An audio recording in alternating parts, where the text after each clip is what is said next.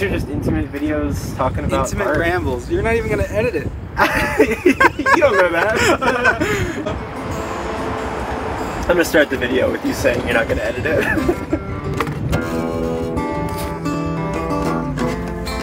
Let me play it so I remember. Yeah, sure. Whatever the song is.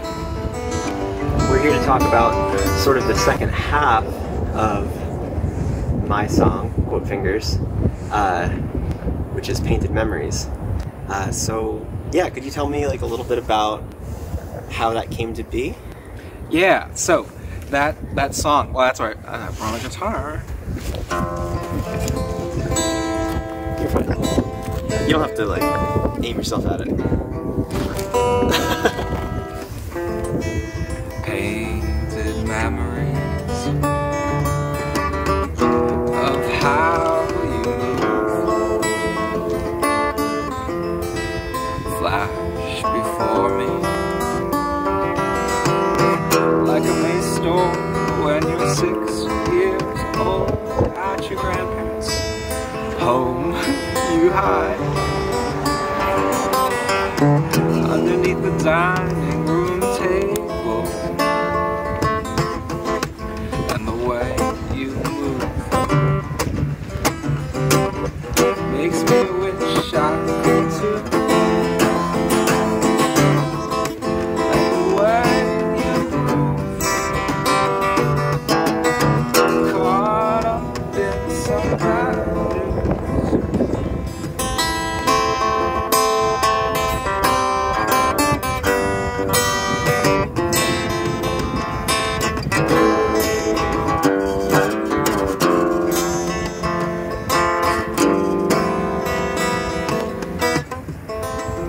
Down on all fours,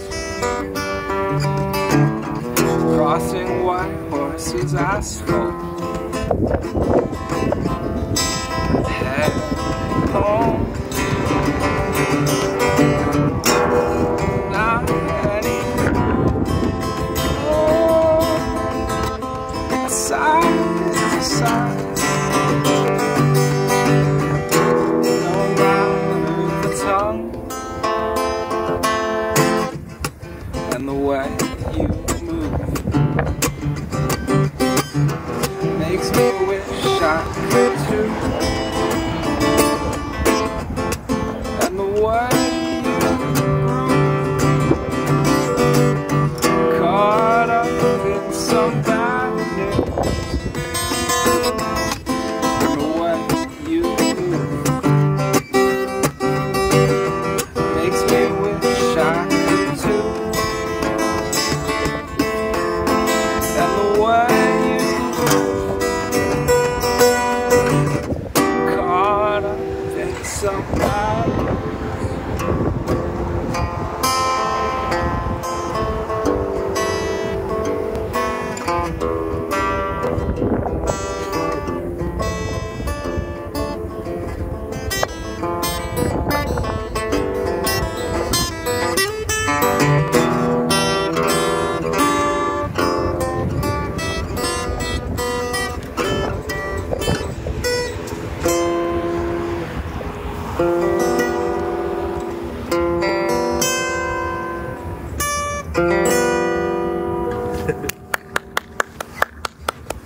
Yeah. So we did that. We did the playing. Yeah.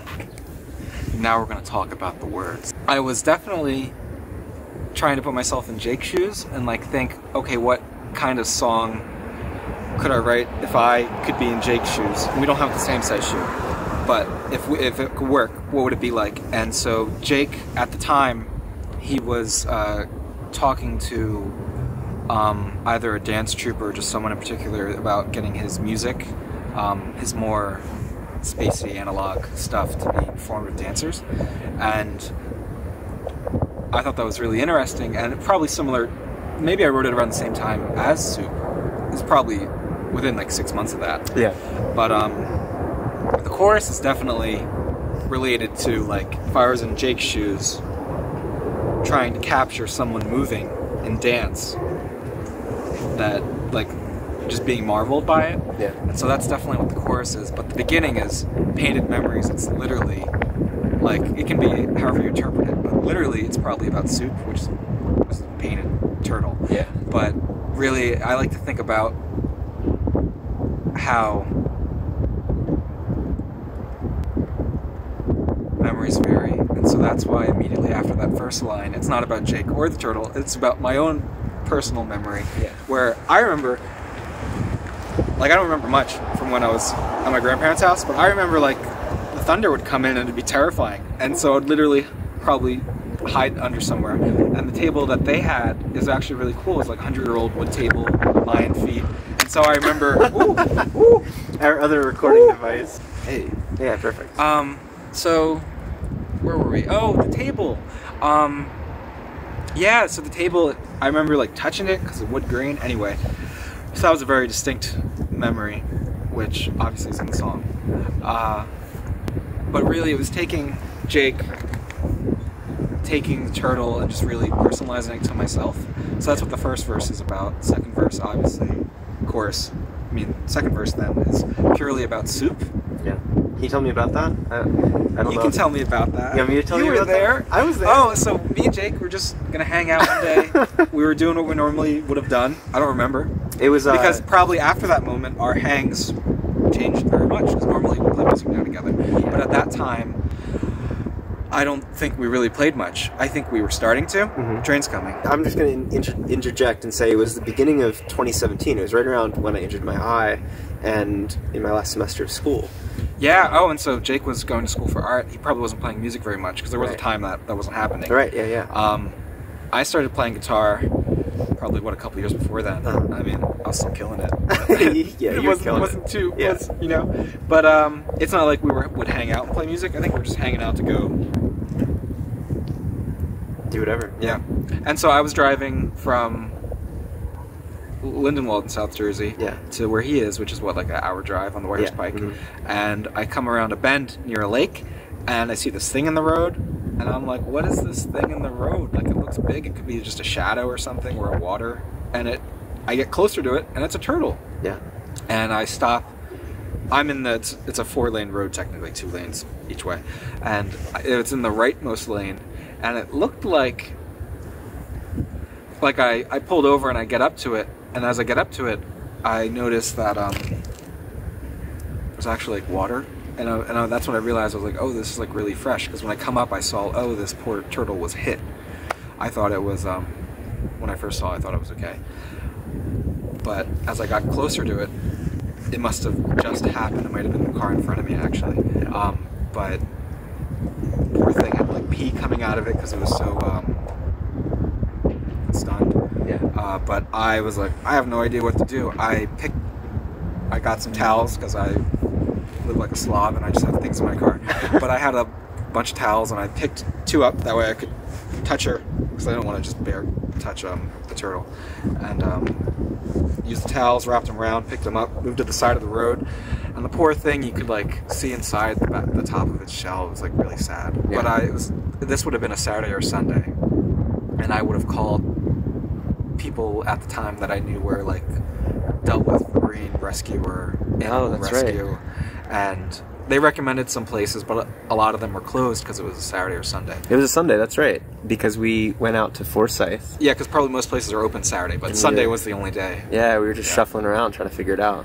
Yeah, and then I called Jake, called friends, called Jake again, and I ended up picking up the turtle and putting it in my seats folded up, trying to go. My seats folded up in the back, so the turtle was just sitting on the ground amongst the towels and everything. Poor thing again, like bleeding, it was actually pretty tragic. But talking to Jake, we decided I would just come down to him because he recommended Forsyth, and that was our mission was we're going to go to Forsyth. Potentially, maybe there'd be someone, or really Stockton too was a thought, but Stockton ended up being closed. Stockton's the school right near his house. Yeah. And they rescued things. So driving, I would have poorly nicknamed the turtle soup. So she would have been crossing. I guess she didn't have any eggs in her. She would have probably laid the eggs and then was walking either to them or away from them. Yeah, right. Because walking from the lake. Anyway, car ride, she would have been moving around, and it was actually kind of exciting. I'm like, oh, we're trying to save you. Yeah. And so that part was like really sweet. It's funny how certain days really stick out depending on the events. Yeah, like, yeah. We probably hung out a billion times, but it's not like I remember each and every one. But yeah, I remember on my side, you were driving over, and I was like feverishly calling different animal hospitals, and it was so weird because their like system for wild animals was you had to treat it like it was your own pet, and they didn't have any like drop off, and they weren't going to do things out of the kindness of their heart, and it was like extremely expensive. And yeah, we didn't have any money. We didn't have any money, and they were basically saying like, we can't ensure that we can even save a turtle, we don't even know how to deal with a turtle, but you can come drop your turtle off for hundreds of dollars. And like, and I was like, I don't think you don't even know what you're doing. Like, this is a wild animal that needs to be treated well, you know? Yeah. And we ended up getting intel that the next morning we'd be able to drop it off in Stockton. Because I remember you stayed over the night. Oh, yeah, because we drove to the refuge place, and no one was home. And so then we drove back. The whole time Soup's in the car. And then I think we must have decided, I slept over definitely, but we must have decided that let's just let her go in the bushes, you know? Oh, we did do that for a little while. We, like, you can just do your own thing. Because that's where she went. We would have let him down in his backyard, your backyard. Yeah. You're here, so you're not the third person. Yeah. But, and then she would have walked into some bushes and just sort of nestled down. Jake would have, I don't think it was before or after, but he tried to cover up. Because again, on the shell, hard shell, big open wound. Jake put saran wrap over it, which maybe was a good idea, maybe it wasn't, who knows. I think it was a good idea. Yeah. But then we would have taped it on there, because that way it's less of an open wound. Yeah.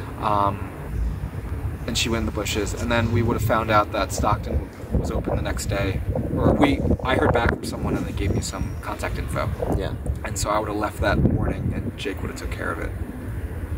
Yeah, and my memory, which is what became like the foundation of the idea of Painted Memories, Painted Soup, that whole thing, was like that we spent a lot of the day with her. We just really spent a lot of the whole day with this creature, and then it was really after the fact, sort of after the tragedy. I think it was in reflection like a really powerful time. Yeah, like what to a call to life. Yeah, and you know, my memory, maybe I'm wrong, but my memory was that we had started playing music together, and I do think that you were coming over to play some music, because I remember feeling like, oh, like we didn't get to play music today, but I kind of feel like we did get to play music today. Oh, like, maybe, yeah, because like maybe we were starting to. I just remember at one point, we just started to, you know. Like we were just, you know, just almost like existentially we were playing music. We were just spending time with her and like, just sitting in her existence, being alive with her who is still alive, you know. And so we dropped her off. We dropped her off the next morning, and then I think she lived for like a week. She lives a while, because apparently turtles can sustain injuries and live for a long time. They're tanks. They're troopers, yeah. But it was almost like sad that obviously she died, but it was the sort of thing I just remembered at the lake that I was like, oh, I can't let this poor animal go into the water with these open wounds, because that'll just not end well.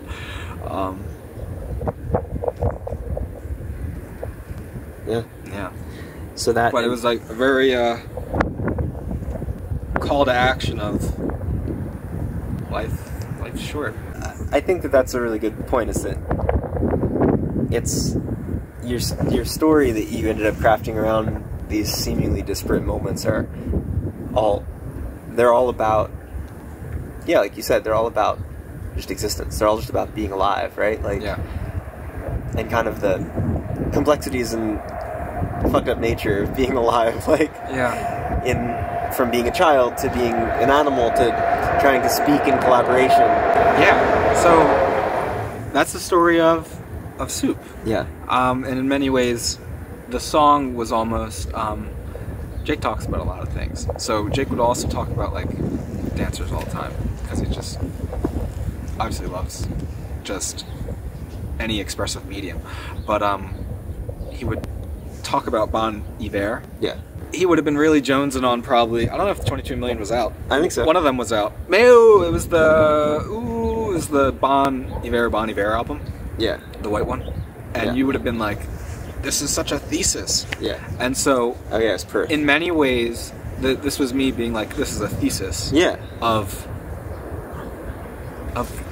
Soup. Right.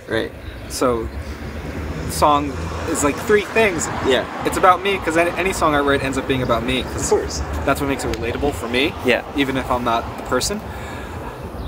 About Jake and then about Soup.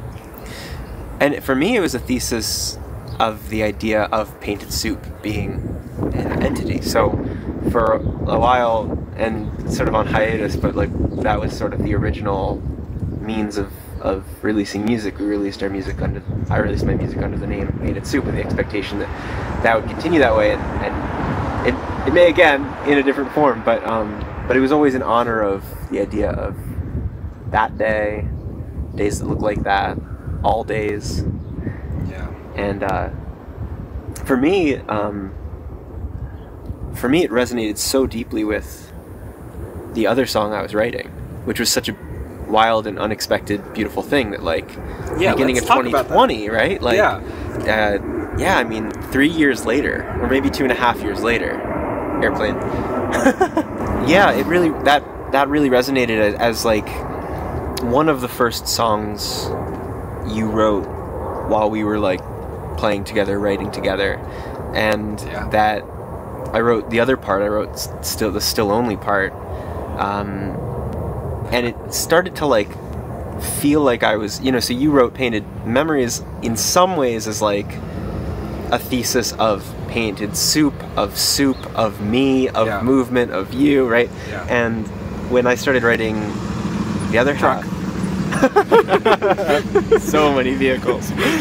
When I started writing the other half, I started realizing that it actually in some ways felt like an homage already to Painted Memories. Like, well, too, I was gonna say that it's very similar chords. Yeah. That when you sent me the song that you're writing it, I'm like, chose good chords because I chose this. Yeah. I don't know if I said that, but I was like, good picks. Yeah, and it was funny that like I didn't even realize that at first, and eventually I was like, I want to end this song. I have a chorus and a verse, but like it doesn't feel like it's ending. Like it doesn't feel like I don't feel like I know how to end this, and I feel like you're saying that the song you had good up to there, but you're like it should probably go on longer. Yeah, I wanted it to go somewhere, and it was such a grab. I wish I even remembered the exact moment better. I don't, because I don't ever write like you in my songs. I don't ever write second person. I always write first person, or I talk about you. And actually, I guess I do. I talk about you, the you, in relation to the me. And that song is all about the me, right? It's all first person. Or about, like, I think I said, like, yeah, in the end of that song I say, like, a child all alone. Like, so it's third person. I bet, too, it's like that you're saying that child all alone thing, and that you would have known, like, the whole first song's about, like, a very child memory that a child could have. Yeah. And I guess that's probably where it really, without being similar in what you were saying before, just even, like, they connect. Yeah, first song's about aging. The first song is just about fear of being forgotten, and maybe the realization that we're always a little more forgotten than we think. I think anybody who watches this will also listen to the other very long conversation with Sam, where Sam, let me build up Sam. What a boy! Love that guy. God, yes, he's a very good one. I was sort of ruminating on the idea of like being at weddings and just being like this like ghost at these spaces for celebration.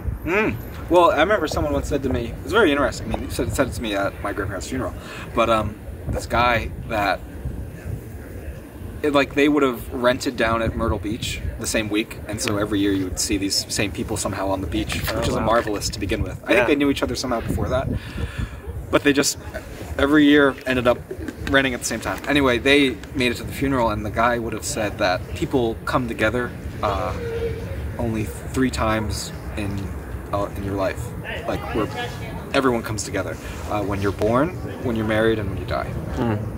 And so it's very interesting for you to always be, because Jake frequently did wedding gigs. Yeah. That for you to always be at that pivotal moment, Right, but really yeah. be just a fly on the wall. I think about holding story, you know, and that's kind of how I write my music or make my art, is like the idea of not just storytelling, but like I'm sort of this vehicle for all the things I experience. And I can't be a vehicle for anything more than I experience.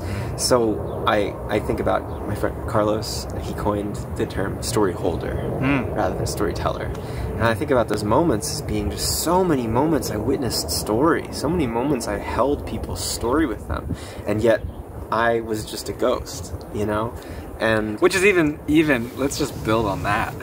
Jake used to call himself a ghost before that, so this isn't the first time that he's called himself that, because there was a little bit where you were in between studies, and that's what you would say, like, you're the ghost of Stockton. The ghost of Stockton College, yeah. Forgot I did that. So it's not a unique moment.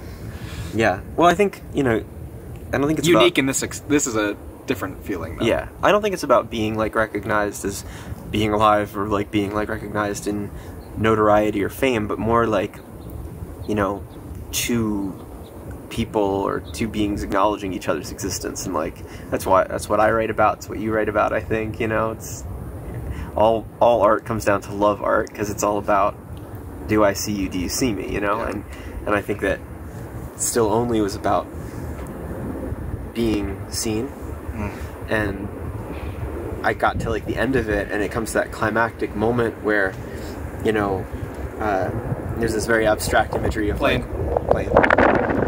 There's like this abstract moment of car.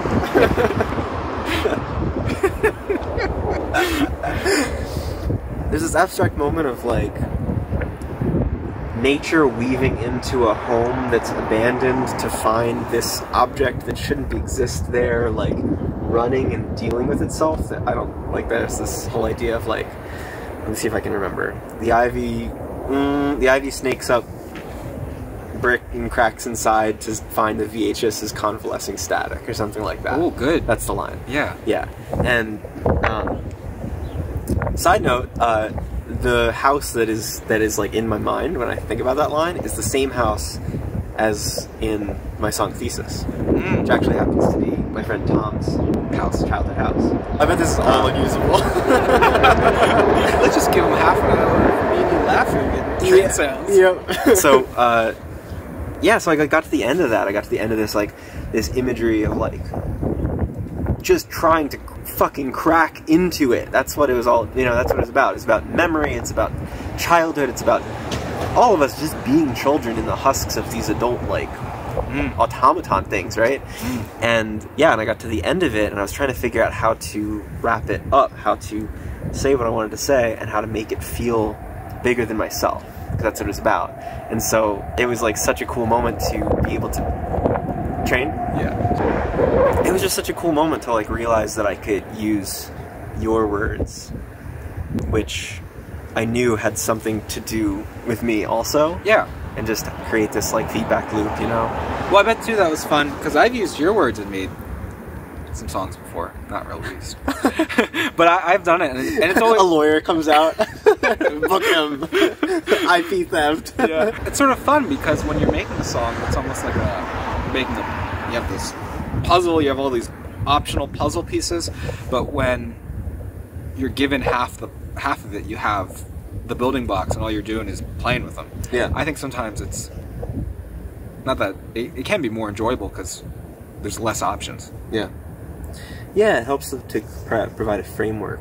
Yeah. Or like, I was talking to Sam Swisher earlier today, and he said you Love that guy. He said you draw, you know, you can draw in the outline of your character, but you don't get to decide what colors you choose until the colors choose themselves. He's talking about moving forward in life. I kind of feel that's the same way for writing music or making art, you know? Yeah. Sometimes the songs find themselves. Yeah, yeah. What's really fun about it too, that when Jake released it would have been during the pandemic, but I know he was working on it before that. But this is something that me and Jake would play a lot when we would get together and play, and sometimes we'd always never do something the same way all the time. Yeah. Sometimes when I would play it, it would be like acoustically, sort of like I did earlier. When we would play it, sometimes we'd do like a Daft Punk version. Right. Super fun, especially because Daft Punk just retired. Yeah, parted ways. But we would, like, we'd have the pocket, some arpeggios. Yeah. It's just always fun. Yeah. And so you releasing it during the pandemic was like, oh man, I missed that. So it was nice. Pre-pandemic, we were running. Because it must have been like after New Year's playing, I would have decided that I'm going to run a marathon. Yeah. And I hadn't ran any miles at all. I just decided that I'm going to run a marathon. And I would have hung out with you one day and you're like, let's go for a run. Yeah. And I was like, okay, well, it has to be 6 miles. Yeah. Because I ran 3 miles like the week before, and when I was looking at marathon calendars to get in shape for it, it was like 6 miles. So anyway, Jake was there for the first day, and then he ended up being there for every other following week, because every week you would do one long run. And so we worked from 6 to 8 to 10 to 8 again to 10, and then all the way up to like 11, right? Yeah, and then 13. And then we did 13. We did 13, which was really tough. Yeah. On one of the runs, me and Jake were just talking, and he says, you know, I never liked this one lyric, and because I always used Life's molasses? yeah. Yeah. What was that? Swimming in your own piss and blood. You're swimming in your own piss and blood, Life's like molasses. life's molasses. Yeah. Which maybe that's something I really do believe in, which is true. Yeah. But you thought it just didn't fit. Yeah. And I was like, And so then, sometime after that, I would have changed it to whatever I do now.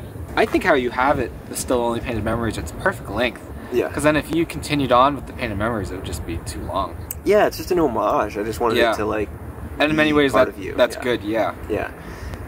So what's the replacement lyric of that it's a sigh is a sigh, no matter the tongue.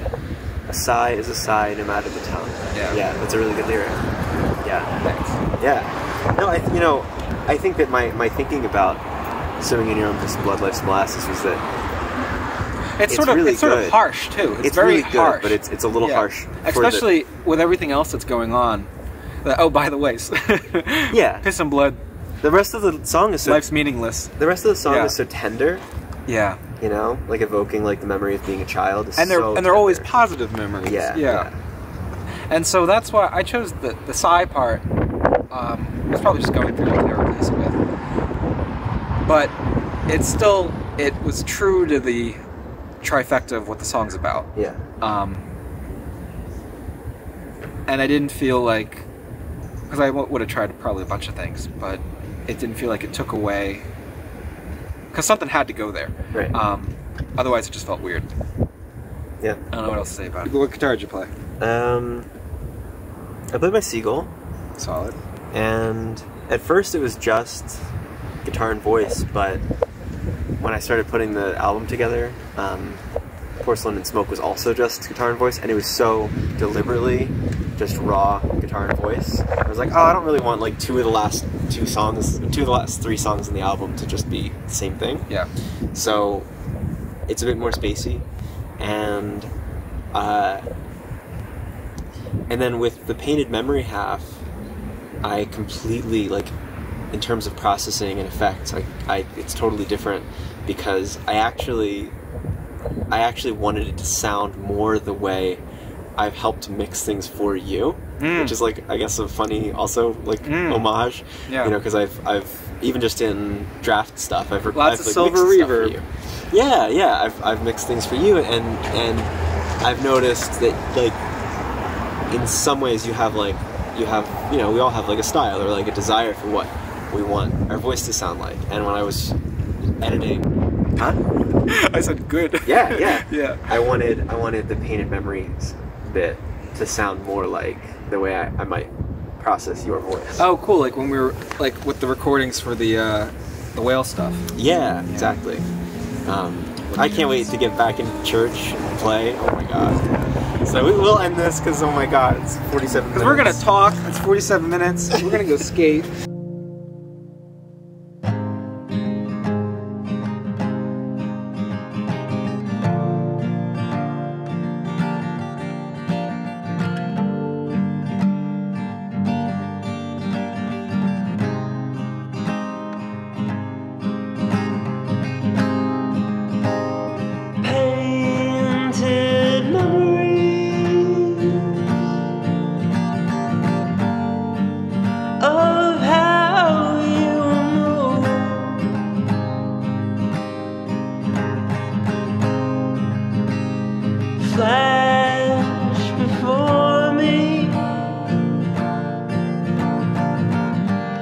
like a May storm, and you're 6 years old at your grandparents' home.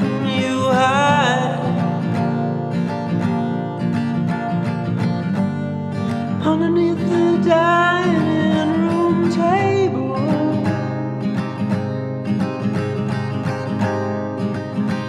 and the way you move makes me wish I could too.